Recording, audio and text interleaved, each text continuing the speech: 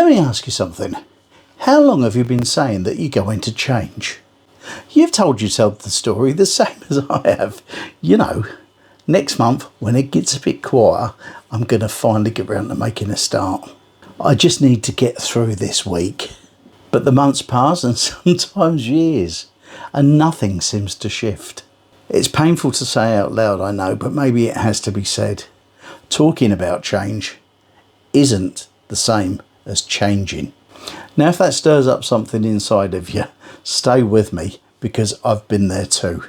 And what I want to share is what finally helped me to get going again. We have a problem with what I call the illusion of progress. And what I mean by that is we feel productive when we talk about our plans. We chat about how we'd like to do this, or we talk about how we'd like to do that, and our first step would be this, and when we'll do that, we'll do this, and we'll do that, and so on and so on and so on. But you see, nothing changes.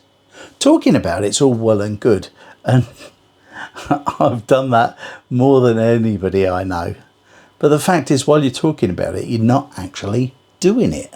Let me give you a harsh truth, and it's one that I know I had to face myself. You're not stuck. You're just paused. The problem is you've been paused for far too long.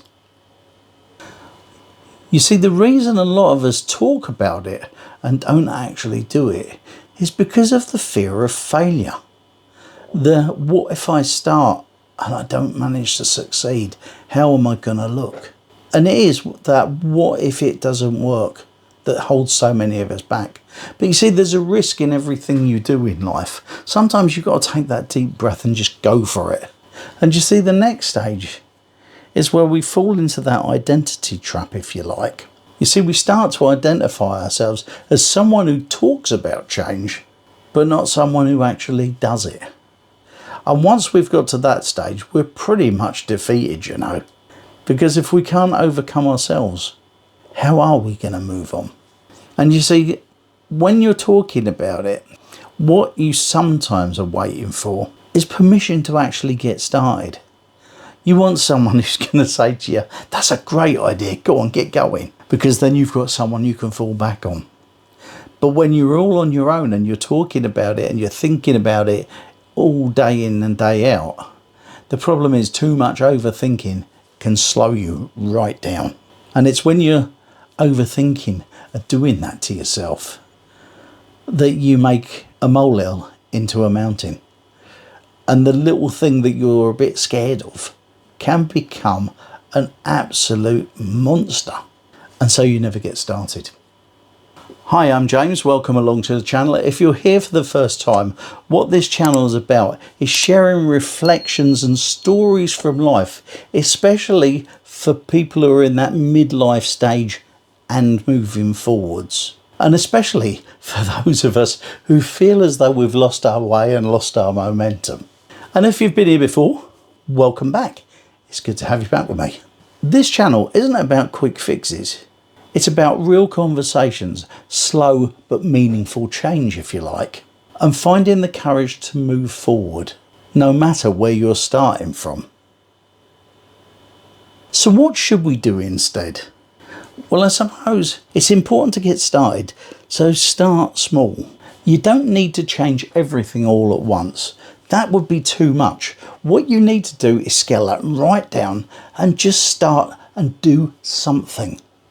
And then when you've done something, just do something more and just continue along that road. And what you have to do is remove the barriers out of the way. You know the things that are telling you to stop trying.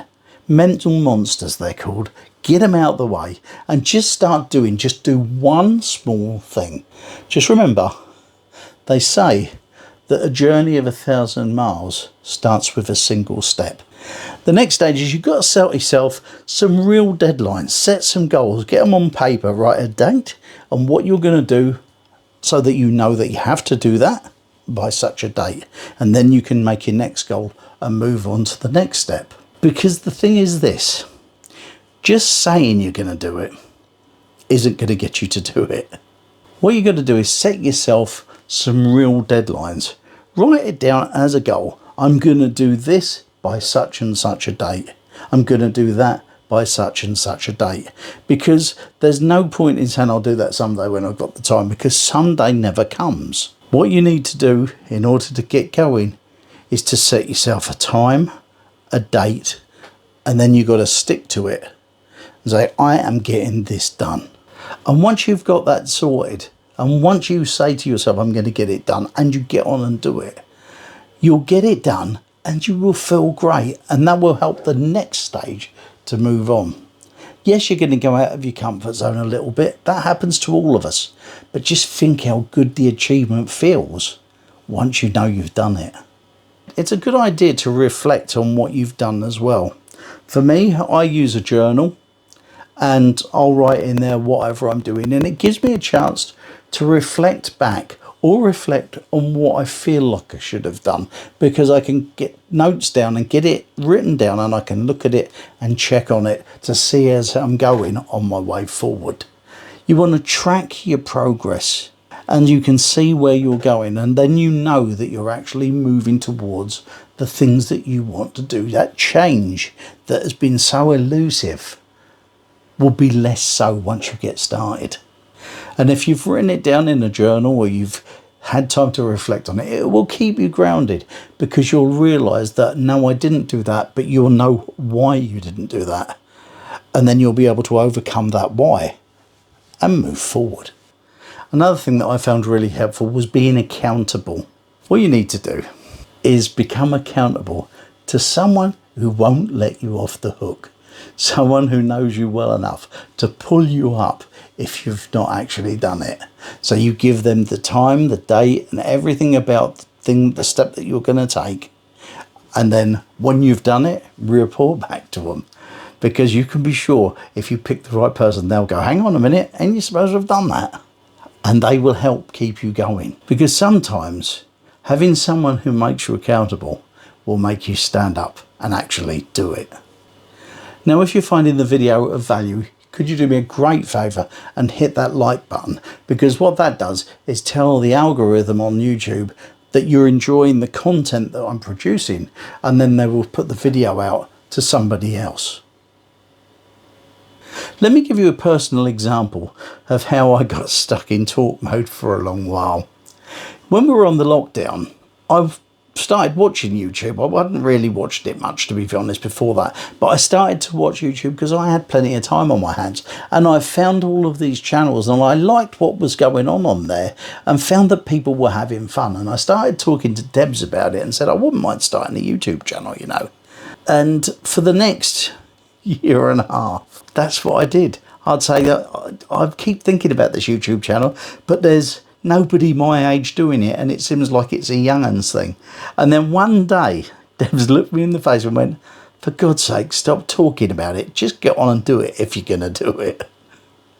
And she pulled me up, and do you know what, I thought, oh dear, I really should be doing it. I've been talking about this for far too long. And it took me from the end of 2020 to the beginning of 2023 to make a start on my channel. 2 whole years. So don't worry if you think you're the only person who puts things off. I'm with you. But once Debs gave me a kick up the bum, if you like, and said get on with it, then I just got on with it, and that fear that held me back for so long, it evaporated.